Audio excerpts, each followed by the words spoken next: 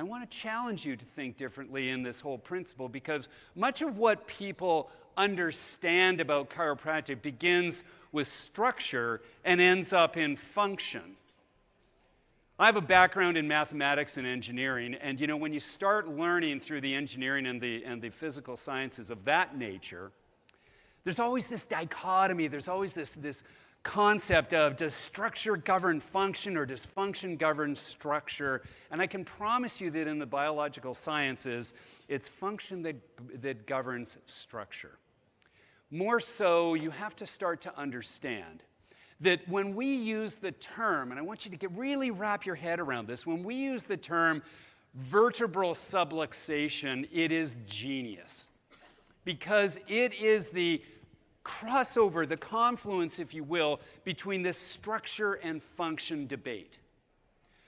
We talk a lot about the subluxation, and we should, because it is an entity, but we must remember that we live in a gravitational field. We live in a world where there are strong attractive forces, weak attractive forces, electromagnetism, and gravity. Those are your four primal forces that run this thing that we live in.